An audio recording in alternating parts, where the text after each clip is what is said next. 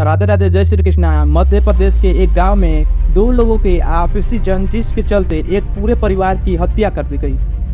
दोस्तों, आप सोच रहे होंगे कि आखिर इस बात से यूनिवर्स से क्या रिलेशन है और आयुष ऐसे बातें क्यों कह रहा है। इसे जानने के लिए आपको देखना पड़ेगा फर्मी पैराडॉक्स को। आप जान पाएंगे कि कैसे इंसान की फितरत उसे ब्रह्मांड में मौजूद दूसरी सभ्यताओं से मिलने से रोक रहा है। दोस्तों, दुनिया में सबसे तेज गति प्रकाश की है, यानी कि 1 सेकंड में 3 लाख किलोमीटर। यानी कि प्रकाश की स्पीड से एक ब्रह्मांड में एक छोर से दूसरे छोर पर जाने के लिए हमें 93 अरब साल का टाइम लगेगा। हमारे ब्रह्मांड में 200 अरब गैलेक्सी हैं। हर एक गैलेक्सी में 100 अरब तारे और ग्रह मौजूद हैं। ऐसे में आप हर कोई यह सोचेगा कि इतने बड़े ब्रह्मांड में मौजूद इन खरबों ग्रहों में लाइफ तो लबालब भरी होनी चाहिए, लाखों एलियन सभ्यताएं मौजूद होनी चाहिए।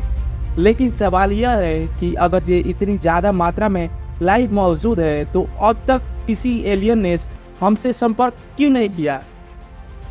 क्या ब्रह्मांड में सिर्फ 8 अरब लोग ही रहते हैं? यही सवाल तब उठा जब सन 1950 में न्यूयॉर्क शहर में अचानक से डस्टबिन गायब होने शुरू हो गए और उसी समय कुछ ही यूएफओ की घटना देखी जाने लगी।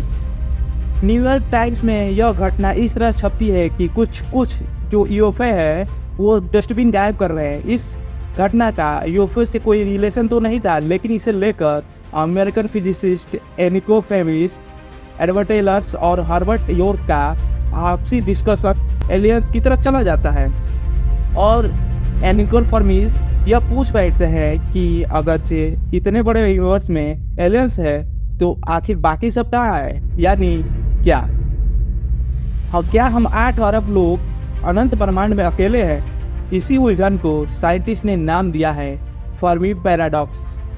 तो दोस्तों, चलिए जान लेते हैं कि क्या है यह फर्मी पैराडॉक्स और क्यों अब तक एलियंस ने हमसे अभी तक कांटेक्ट नहीं किया है। दोस्तों, अगर आज हम पृथ्वी से प्रकाश की गति से चलना शुरू करें तो 1 लाख साल लग जाएंगे हमें मिल्की वे गैलेक्सी को पार करने में।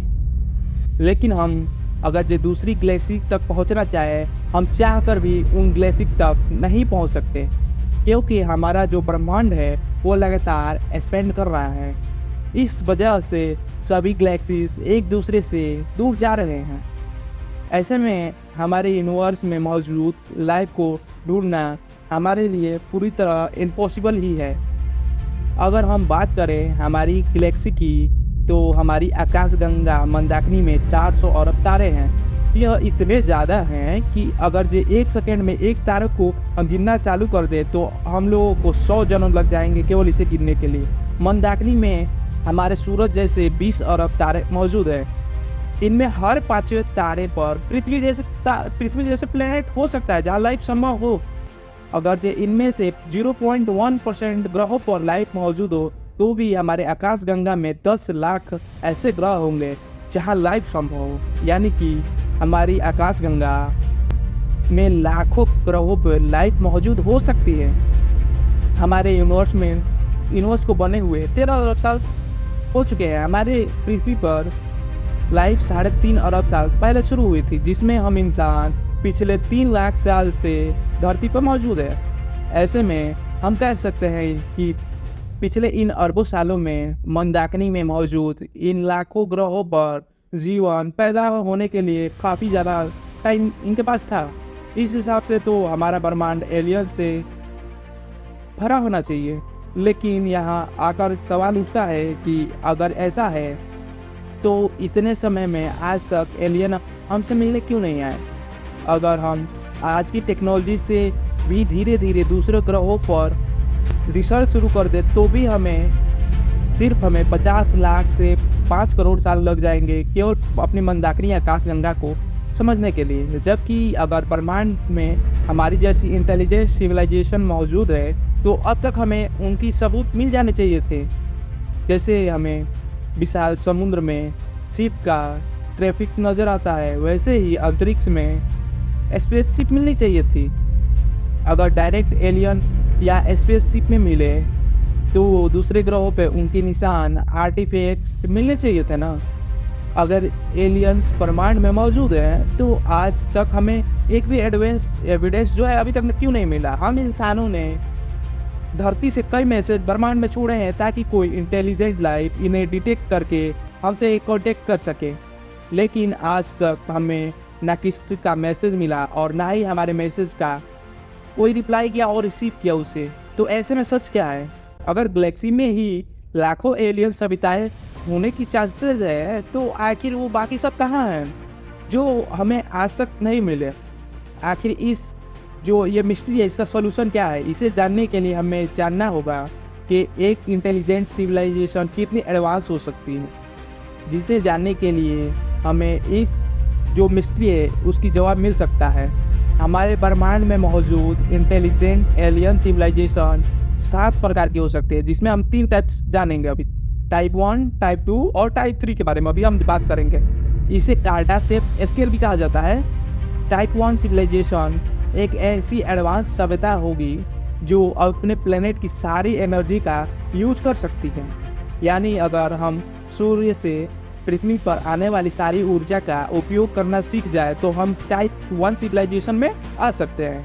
फिलहाल जितनी ऊर्जा का प्रयोग हम लोग कर रहे हैं वो टाइप 1 सिविलाइजेशन बनने के लिए उसे 1 लाख ज़्यादा ऊर्जा का उपयोग करना होगा। हम इंसानों को टाइप 1 लेवल तक पहुंचने के लिए 200 सालों तक का वक्त लग सकता है। फिलहाल हम टाइप 0 सिविलाइजेशन के लेवल पे अभी है। अगर हम टाइप 1 लेवल पे पहुंच जाते हैं तो हम अपने प्लेनेट पे आने वाले खतरों को कंट्रोल कर सकते हैं। चांद, मंगल, शुक्र और पूरे सोलर सिस्टम में अपनी मानव बस्ती बसा सकते हैं। अगर ब्रह्मांड में मौजूद एलियन टाइप 1 सिविलाइजेशन है तो हो सकता है कि वो हमसे काफ़ी ज़्यादा दूर हो और हमें कांटेक्ट नहीं कर पा रहे हैं। एग्जाम्पल ले सकते हैं, जैसे कि हमारे सबसे पास मौजूद प्रोक्सिमा सेंटोरी पर ही जाने के लिए कई हज़ार साल लग जाएंगे। ऐसे में हमारा वहाँ मौजूद लाइफ से कांटेक्ट करना ही संभव नहीं है। लेकिन अगर ऐसा है तो उनके सिग्नल तो हमें मिल ही सकते हैं ना। तो हो सकता है कि ऐसी सिविलाइजेशन पास्ट में रही हो और बाद में वो ख़त्म हो गई हो, यानी जिस समय हम इंसान पैदा ही नहीं हुए हो उसी समय या फिर उससे पहले ही वो सिविलाइजेशन हज़ारों सालों तक हमारे पास सिग्नल लगातार भेजती हो और उस समय पृथ्वी पे एडवांस इंटेलिजेंट लाइफ ना होने के कारण जो उनके मैसेज को रिसीव कर पाए और उनकी रिप्लाई कर पाए। प्रसिद्ध वैज्ञानिक कार्ल सेगन के अनुसार यह भी हो सकता है कि हमारे भेजे हुए सिग्नल उनके लिए एक रैंडम नॉइस की तरह हो, क्योंकि उनकी थॉट प्रोसेस हमसे तेज़ या हमसे स्लो भी हो सकती है, जिससे हमारी मैसेज उनके लिए एक सिर्फ परेशान करने वाली मच्छर की आवाज़ जैसी हो। तो यही वजह हो सकती है कि वो हमसे कांटेक्ट नहीं कर पा रहे हों। वहीं एक टाइप 2 सिविलाइजेशन एक ऐसी बेहद एडवांस सिविलाइजेशन है जो अपने सूर्य की ही पूरी ऊर्जा को प्रयोग में ले सकती है। इसके लिए एक ऐसी सिविलाइजेशन अपने सूर्य के चारों ओर एक ऐसी डायसेस स्फीयर का निर्माण करेगा जो पूरे सूर्य को अपने कैद कर लेगा अपने में और उसकी जो एनर्जी है उसका यूज़ करेगा। और एक टाइप 2 सिविलाइजेशन इतनी ज़्यादा एडवांस होगी कि हम सोच भी नहीं सकते। इनके लिए इंटरस्टेलर से जो ट्रैवल वो काफ़ी आम बात होगी। जैसे हमारे लिए कार चलाना, बाइक चलाना, वैसे इनके लिए आम एलियंस के लिए एक प्लेनेट से दूसरे प्लेनेट पर जाना बच्चों का खेल होगा उनके लिए।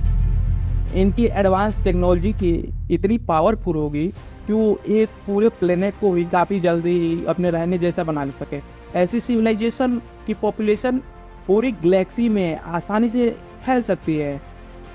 अगर गैलेक्सी में मौजूद एलियन टाइप 2 सिविलाइजेशन है तो हो सकता है कि वे हमारी धरती को पास्ट में विजिट करने आए हो, लेकिन उस समय हम इंसान पैदा ही नहीं हुए हो या फिर उस समय लाइफ ही पैदा नहीं हुई हो। लेकिन सवाल यह है कि ऐसा है तो वे अब क्यों नहीं आ सकते?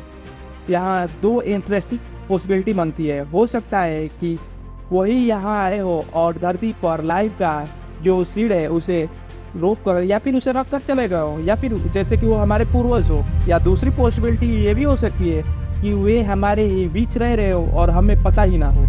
वो यहाँ आए हो और यहीं बस कर रह गए हो। वे इतने एडवांस हों कि वे हमारे बीच खुफिया एजेंट के तौर पर रह रहे हो या फिर हमें दूर से ही ऑब्जर्व कर रहे हों और हमें डिस्टर्ब ना करने का सोचा हो और हमसे मिलने के लिए एक सही टाइम की तलाश में हो। लेकिन इससे भी ज़्यादा एडवांस सिविलाइजेशन होगी टाइप 3 सिविलाइजेशन, जिसके कारनामों को टाइप 2 और टाइप 1 वाले इमेजिन भी नहीं कर सकते। एक टाइप 3 सिविलाइजेशन पूरी गैलेक्सी की ऊर्जा को प्रयोग में ले सकती है और ऐसी सिविलाइजेशन आसानी से किसी प्लैनेट को ऐसे बना सकती है और ऐसे मिटा भी सकती है। इनके पास इतनी एडवांस कंप्यूटर पावर होगी जो ये हमारे जैसी कई टाइप 0 सिविलाइजेशन में को अपने कंप्यूटर का अंदर सिमुलेट करें हैं, जो कंप्यूटर के अंदर रहकर यह सोचते हो कि वे कंप्यूटर की दुनिया ही पूरी ब्रह्मांड हो। अगर ब्रह्मांड में टाइप 3 सिविलाइजेशन मौजूद है तो इसमें कई संभावनाएं हैं। हो सकता है कि पृथ्वी पर मौजूद लाइफ को हम सब उस एलियन के किए गए एक्सपेरिमेंट हो सकता है कि वे हम सबको इंसानों के साथ नए नए खेल खेल रहे हों, हमें कंट्रोल करते हों, हमें लड़ाते हों और ये सब करके वे हमारे साथ एक गेम खेल रहे हो। या फिर ये भी संभव है कि हम सब उनके द्वारा बनाए गए एक कंप्यूटर सिमुलेशन है जो कंप्यूटर के अंदर ही मौजूद है और हम सब उन्हें खोज रहे हैं, जबकि हमें यह पता ही ना हो कि कंप्यूटर के बाहर वो लोग मौजूद है। हो सकता है कि वो टाइप 1 और टाइप 2 को दोनों सिविलाइजेशन को एक दूसरे से मिलने ही ना दे जाओ। लेकिन दोस्तों यह तो हमारे लिए थोड़ा निगेटिव है। हो सकता है कि एलियन सिविलाइजेशन तब तक हमें कांटेक्ट ना कर पाए या फिर ना करने का सोचा हो जब तक हम आपस में लड़ने का बंद ना कर दें और एक साथ एक दूसरे के साथ हारमनी में रहना शुरू कर दें। जैसे मध्य प्रदेश की घटना जो बताती है कि हम इंसान सेल्फ डिस्ट्रक्टिव हैं, इसलिए हो सकता है कि जब तक हमें सेल्फ डिस्ट्रक्शन के बिहेवियर को छोड़ना दे तब तक वो एलियन सिविलाइजेशन हमें मिलना नहीं चाहेगी, क्योंकि वो नहीं चाहेगी कि जो हमारे अंदर जो सेल्फ डिस्ट्रक्टिव का जो बिहेवियर है उनके पास चाहे। वैज्ञानिकों के अनुसार कोई भी टेक्नोलॉजिकल सभ्यता एक समय के बाद किसी न किसी कारण से खुद को नष्ट कर ही देती है। हो सकता है कि टाइप 3 सिविलाइजेशन ने अपने सेल्फ डिस्ट्रक्शन बिहेवियर को छोड़कर ही टाइप 3 लेवल को अचीव किया हो। इस वजह से वो नहीं चाहते कि हम उनसे कांटेक्ट कर पाए। लेकिन इस बात का क्या सबूत है कि हमारे यूनिवर्स में एडवांस एलियन सभ्यता मौजूद ही है? तो भाई लोगों, इनसे मिलिए। ये हैं फ्रैंक ड्रेक, जिन्होंने वो इक्वेशन ढूंढ निकाली है जिससे हम पता कर सकते हैं कि ब्रह्मांड में टोटल कितनी एडवांस सभ्यता हैं। इस इक्वेशन में कई फैक्टर है जिससे पता चल सकता है कि हमारे यूनिवर्स में कितनी एडवांस इंटेलिजेंट सभ्यताएं मौजूद हो सकती हैं।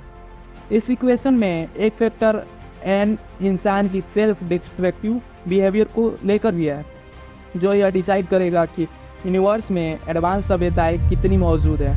इस एन फैक्टर का मतलब है कि कोई सभ्यता कितने समय में खुद को नष्ट कर सकती है। ड्रेकिक इस इक्वेशन से सारे फैक्टर को मिलाकर यदि कैलकुलेट किया जाए तो एन की वैल्यू या 1 से ज़्यादा आनी चाहिए या 1 से कम आनी चाहिए। दोस्तों, अगर एन की वैल्यू 1 से अधिक आती है तो इसका मतलब हमारे गैलेक्सीज में हमारे अलावा भी आधुनिक इंटेलिजेंस सभ्यता मौजूद है। लेकिन एन की वैल्यू 1 से कम आती है तो इसका मतलब है कि ब्रह्मांड में लाइफ सिर्फ पृथ्वी पर ही है और पूरे ब्रह्मांड में सन्नाटा मौजूद है। पृथ्वी के अलावा कहीं पर भी लाइफ नहीं है। दोस्तों, इस इक्वेशन पे अगर इसकी रिजल्ट के अनुसार या तो हम अकेले हैं या हमारे अलावा भी यूनिवर्स में लाइफ मौजूद है। आर्थर सी क्लॉर्क के अनुसार यह दोनों सिचुएशन इक्वली डरावनी है। लेकिन दोस्तों, चाहे हम अकेले हों या नहीं, क्या आपको यह नहीं लगता कि पृथ्वी पर लाइफ को प्रिजर्व करना चाहिए? हमें अपने सेल्फ डिस्ट्रक्टिव नेचर को ठीक करना चाहिए, क्योंकि अगर हम ब्रह्मांड में अकेले हैं, अगर हमारे जो सिविलाइजेशन है इसे सेल्फ डिस्ट्रक्टिव नेचर को की तरह या फिर इसकी वजह से हमारा जो जीवन है वो ख़त्म हो जाएगा। पूरा ब्रह्मांड जो लाइफ में है वो शून्य हो जाएगा। ब्रह्मांड में जलने वाली लाइफ की एक रोशनी, एक उम्मीद की किरण भी खत्म हो जाएगी। जैसे इतिहास में कई सभ्यताएं नष्ट हो गई। तो दोस्तों, आपको क्या लगता है, अगर एलियंस हैं तो वे हमें कांटेक्ट क्यों नहीं कर रहे हैं? अगर नहीं हैं तो क्या पूरे ब्रह्मांड में हम अकेले हैं और पूरे ब्रह्मांड में हमारा अधिकार है? कमेंट में जरूर बताइए। मैं मिलता हूँ आपसे किसी अगले वीडियो में, तब तक के लिए जय श्री राम, राधे राधे, जय श्री कृष्णा।